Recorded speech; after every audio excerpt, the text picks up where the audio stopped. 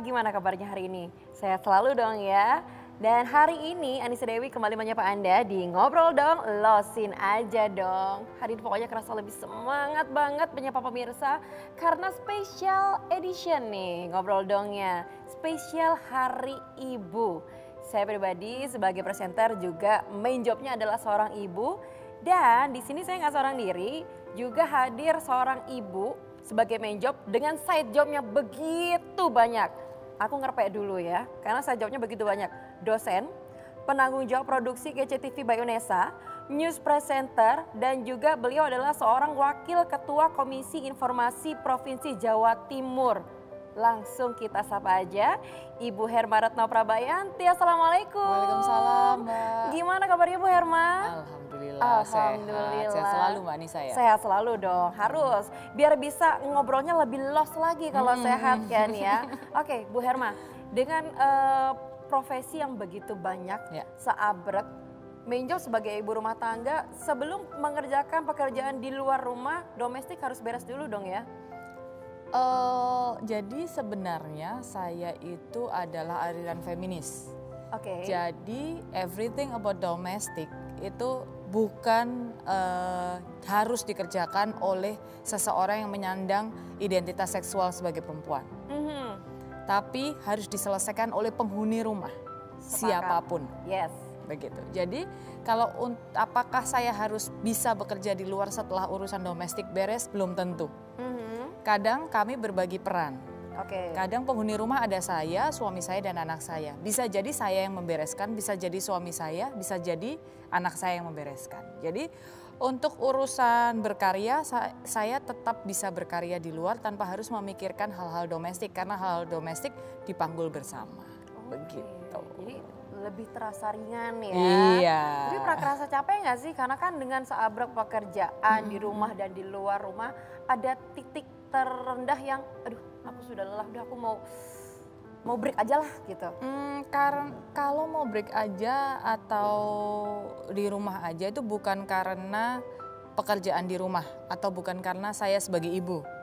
Tapi justru karena pekerjaan di luar sana sangat banyak dan loadnya sangat tinggi. Jadi intinya saya sangat menikmati menjadi ibu, saat menikmati peran saya sebagai seorang ibu. Yes. Dan itu tidak menghalangi pekerjaan saya di luar. Gitu. Enak ya kalau nggak ada halangan gitu. Tapi pernah nggak suatu ketika, karena saya pribadi anak saya pernah nyeletuk nih. Mama ini, coba kalau mama pekerjaannya nggak banyak kan bisa main sama aku. Nah, pernah nggak itu terlintas di mulut suami ataupun anak, kok pekerjaannya banyak banget sih, kapan ada waktu buat kami gitu? Itu pernah banget. Jadi saya dulu pernah menjadi single parent. Jadi artinya saya hanya berdua sama anak saya. Anak saya cuma bertanya, kenapa bunda kerja terus? Kenapa tidak menghabiskan waktu sama saya? Intinya sama ya pertanyaannya. Jawaban saya cuma satu. Saya menjelaskan kepada dia bahwa manusia itu hidup harus berkorban. Jadi terpaksa saya harus mengorbankan waktu bersama dia karena atas dasar finansial. Atas dasar kalau saya tidak keluar rumah, kalau saya tidak menghabiskan waktu untuk bekerja, maka tidak ada seseorang yang akan membayari kita berdua makan. Sesimpel itu saya menjelaskan. Akhirnya dia pun cuman pada saat dia sholat, kami kebetulan beragama Islam gitu. Dia cuman berdoa bahwa semoga rezeki ibu saya ditambah sehingga waktu yang dipunyai ibu saya lebih lengang begitu. Sehingga dia tidak perlu menghabiskan waktu lebih banyak. Akhirnya begitu. Jadi dia tidak pernah menuntut waktu setelah saya jelaskan kondisi sandang pangan papan yang harus kami penuhi. Gitu. Jadi sekarang sudah saling mendukung ya? Iya, saling mendukung. Ada bertiga juga sekarang lebih banyak bertiga. lagi dukungannya berarti. Alhamdulillah. Jadi mungkin ada pesan-pesan nggak untuk ibu-ibu di luar sana yang kadang-kadang mereka depresi loh. Kan orang berpikir, kok kerja di luar terus sih, anaknya nggak diurusin. Mulut netizen tuh lebih jahat, ya kan? Nah, kalau merasa seperti itu lebih baik pertama dicuekin. Yang kedua, pastikan pasangan Anda menganut paham yang sama dengan Anda. Misalnya tidak paham feminis, perempuan kan punya paham beda-beda. Ada yang patriarkis, ada yang feminis gitu. Kalau patriarkis artinya dia mau mengerjakan domestik sektor dan peran perempuan adalah di bawah laki-laki. Nggak apa-apa, nggak salah. Nah, kalau dia memang patriarkis banget, ya sudah dia harus mencari suami yang patriarkis, artinya suami itu yang harus menafkahi full dia. Dia cukup leye-leye, cukup leha-leha, bersih-bersih rumah, beres semua. Patriarkis. Kalau saya feminis, nggak mau seperti itu. Jadi tidak memandang yang mencari nafkah pria atau wanita, adanya peran pencari nafkah, peran mengurus rumah, peran mengurus anak, peran belajar begitu. Jadi tidak ada embel-embel jabatan, begitu. Hanya perannya saja. Nah bagi saya pada saat saya memilih suami saya yang sekarang, dia paham bahwa saya feminis dan dia menghargai saya setiap saya bekerja di luar, artinya saya tidak boleh memegang sektor domestik. Pada hari Minggu saya full memegang sektor domestik. Jadi kami benar-benar membagi peran. Kalau misalnya saya sedang tidak bekerja di luar, load saya tidak tinggi, saya akan memasak. Tapi begitu saya load tinggi, suami saya langsung bilang bahwa oke, kita beli di luar. Oke, saya yang memasak. Oh, kadang anak saya yang memasak begitu. Jadi kami berbagi peran itu sih. Berbagi peran seperti ini yang sepertinya kalau menurut saya pribadi ya masih jarang ada di lingkungan masyarakat ya.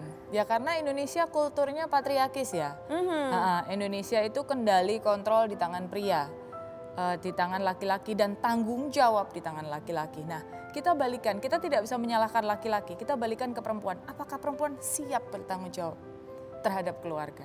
Nah itu dia. Kadang-kadang perempuannya menuntut, kok patriarki sekali, kok saya dijajah pria lah. Tapi kamu siap nggak bertanggung jawab terhadap seisi keluargamu? Kadang dia juga tidak siap. Nah itu dia. Makanya tidak bisa dipaksakan orang mau paham apapun. Paham patriarkis dia berperan benar-benar sebagai ibu itu juga sangat baik. Asal dia menikmati, dia menjalani dan rumah tangganya serta keluarganya bisa aman, tentram jalannya. Nah gitu. itu kan. Karena kan kadang-kadang tidak sedikit orang yang meng-compare ibu zaman now dengan ibu zaman dulu. Ibu zaman dulu anaknya banyak, tanpa pakai ART, kemudian masak sendiri, dirawat sendiri anaknya, merawat suami, merawat rumah, masih sempat jahit baju untuk anaknya. Ibu zaman now, baru 1 atau 2 anaknya udah kewalahan, ya kan? Aku nggak punya ART, udah bingung ada nggak rekomendasi ART, babysitter dan lain sebagainya. Padahal juga pekerjaannya full ibu rumah tangga. Bukan tidak bekerja ya, ibu rumah tangga itu juga pekerjaan loh, bahkan lebih berat. Benar nggak sih ketika mengerjakan domestik dan di luar, berat yang mana? Nggak bisa dikomparasi. Kalau saya pribadi domestik nggak ada kata habisnya. Kalau begitu kerja di luar bisa membuat laporan selesai pekerjaan. Di domestik, satu beres, yang lain berantakan. Kalau saya sih tidak bisa mengkomparasi semua sama. Gitu sih, jadi menurut saya mau domestik atau luar semua sama. Kalau laporan selesai besok masih ada laporan lagi, mungkin bisa ditanyain teman-teman pekerjaan hari ini deadline. Kayak saya dulu bekerja di salah satu stasiun TV swasta, sehari selesai pulang, kemudian besok pagi saya ada pekerjaan lagi, sama dengan di rumah juga istilahnya nyapu, habis itu setelah disapu selesai bersih kemudian harus menyapu lagi, sama seperti pekerjaan di luar. Jadi yang harus di sama netizen di rumah ya, yang harus diperhatikan adalah kita tidak bisa mengkomparasi apapun. Semua bergantung keadaan, semua bergantung pada individu masing-masing. Karena keadaan rumah tangga tiap orang berbeda-beda. Yes. Jadi jangan di-compare ya. Keadaan individu tiap orang ya berbeda. Keadaan kayak zaman dulu ibu-ibu bisa ngerjain ini itu. Sekarang stressfulnya gimana? Iya benar. Kepadatan penduduk zaman dulu sama sekarang gimana? Dulu kalau belanja mungkin mereka tidak perlu belanja, memetik tanaman sudah cukup jadi. Sekarang tidak ada, mereka harus pergi ke supermarket, effortnya beli bensin, bayar parkir, belum sampai supermarket taxnya hidup begitu tinggi, dulu tax tidak tinggi. Hal itu tidak bisa dikomparasi ibu zaman dulu sama zaman now. Oke, tapi makin kesini tuh makin banyak bermunculan artikel-artikel yang membuat ibu-ibu tuh lebih berpikir lagi gitu kan. Coba artikel yang pertama ini terkait menjadi wanita karir sekaligus ibu yang baik. Mungkinkah? Nah, judulnya aja sudah mempertanyakan kemampuan kita sebagai seorang ibu kan? Ya tadi mungkin pada saat peran menjadi ibu itu dimaknai dengan bukan beban. Ibu ya ibu sebenarnya ya takdirnya memang begitu ya, dilakuin aja ya. Saya tanya tugasnya ibu apa, cuman melahirkan dan menyusui, selesai. Membesarkan anak bukan tugas ibu sendiri loh, ibu dan ayah. Benar. Ya kan? Iya. Merawat rumah ibu, ayah, anak. Kalau kita bilang merawat rumah cuma tanggung jawab ibu dan ayah, salah. Anak juga harus diberikan tanggung jawab sejak kecil untuk merawat rumah. Karena apa? Biar dia nggak ngotorin rumah, dia habis makan cuci piring sendiri. As simple as that itu merawat rumah. Yes. Jadi tugas ibu cuman apa? Cuman melahirkan dan menyusui, selesai. Oke. Sisanya itu tanggung jawab bersama seluruh anggota supaya keluarga. lebih ringan pemirsa ya. Artikel berikutnya, ini terkait wanita karir merangkap ibu. Tanggung jawab yang tidak bisa ditawar. Emang tanggung jawab yang bisa ditawar? Nggak ada. Dan kalau kita balik, saya tanya. Pria berkarir dan ayah, merangkap nggak? Merangkap juga sih sebenarnya. Pelajar dan anak, merangkap nggak? Iya juga. Iya, sudah selesai kan. Berarti semua orang, setiap individu punya tanggung jawab yang melekat dan ganda. Nggak cuma satu. Tapi yang selalu dibold sama orang-orang hidup di budaya patriarki, maka yang harus dijadikan korban itu adalah perempuan. Maka yang harus kita dengungkan ke masyarakat, jangan mau perempuan menjadi korban, perempuan menjadi objek. Kita semua bisa menjadi subjek. Tepat, saya juga sepakat dengan Bu Herma. Artikel berikutnya, masih ada nih, artikel terakhir. Wanita karir dan ibu rumah tangga, kebahagiaan tetap bisa melimpah. Gimana? Ya bisa, sangat bisa. Wanita karir apa bedanya dengan pria berkarir, lajang berkarir, ya kan? Lajang berkarir nggak ada juga bedanya. Tetap ganda kan, lajang tuh tetap jadi anak dari orang tuanya plus berkarir. Iya, tetap jadi sahabatnya orang, tetap bantuin tetangganya kali, nggak tahu ya. Nah, jadi kalau wanita berkarir itu bisa bahagia, sangat bisa bahagia pada saat bisa menikmati. Ada kok orang yang dia tidak menikmati loh berkarir. Ada. Oh ya? Iya ada pasti ada. Hanya karena keterpaksaan, karena finansial mungkin gitu ya? Enggak, karena dia sangat menikmati menjadi, saya punya teman, dia itu salah satu manajer di bank terkemuka di Indonesia, di Jakarta. Dia memilih resign dan menjadi ibu rumah tangga full. Bukan karena mengasuh anak, bukan. Tapi memang dia mengasuh anak ya. Tapi tidak dalam keterbatasan apapun.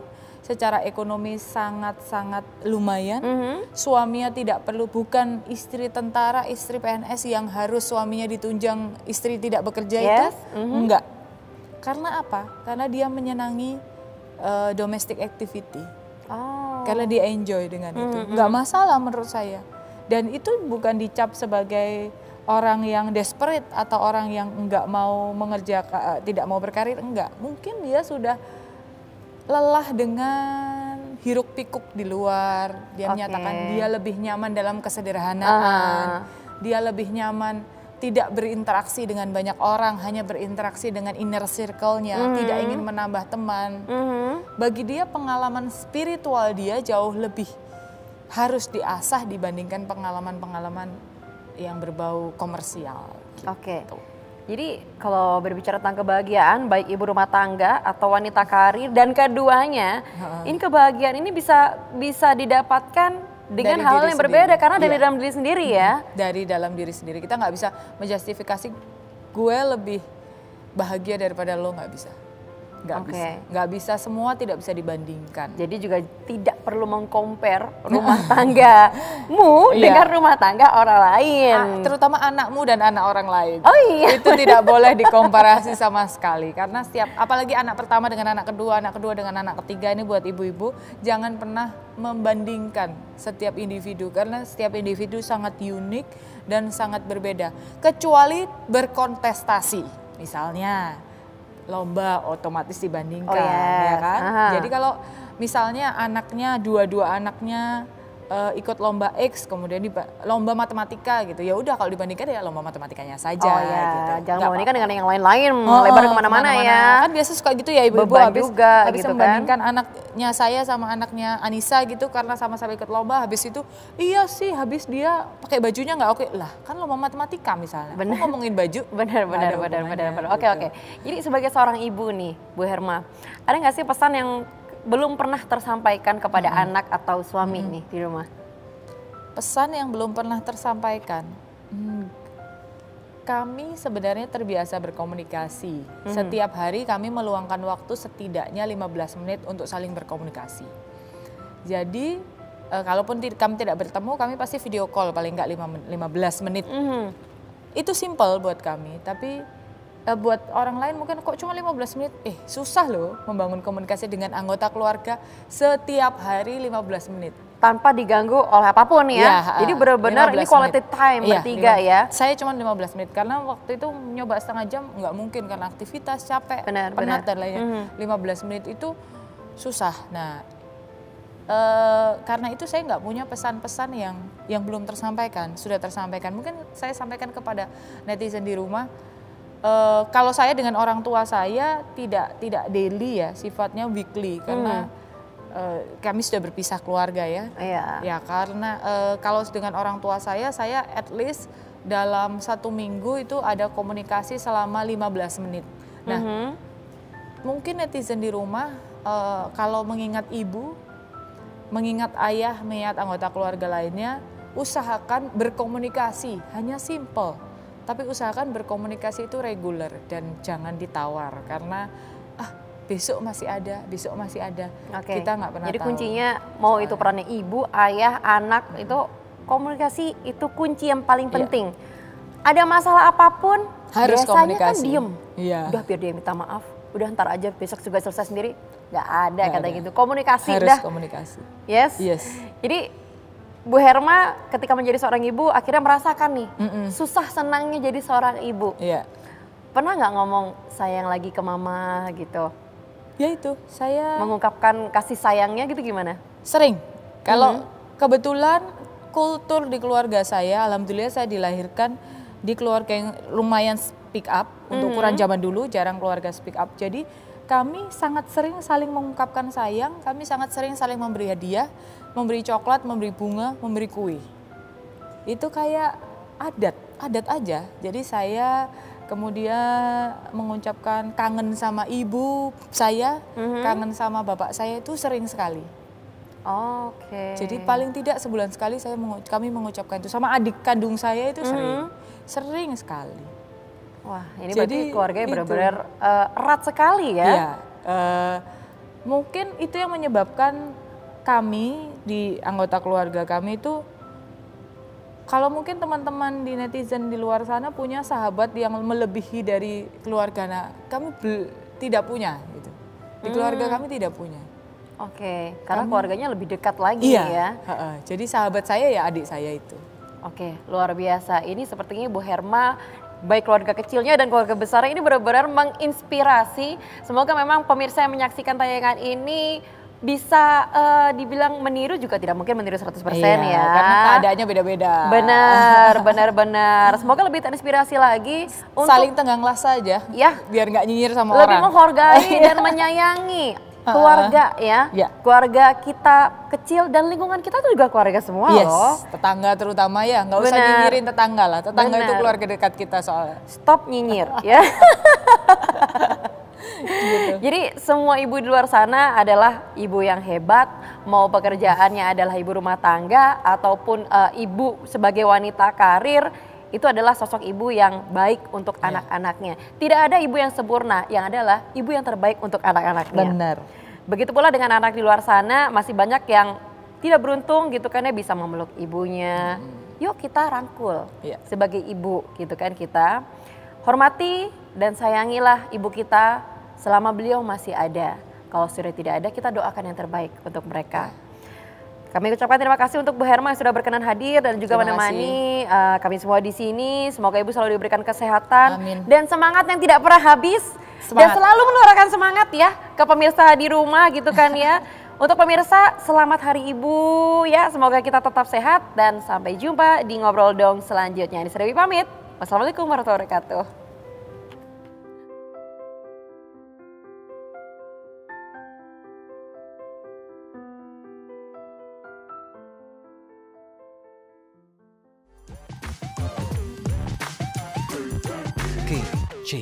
KCTV.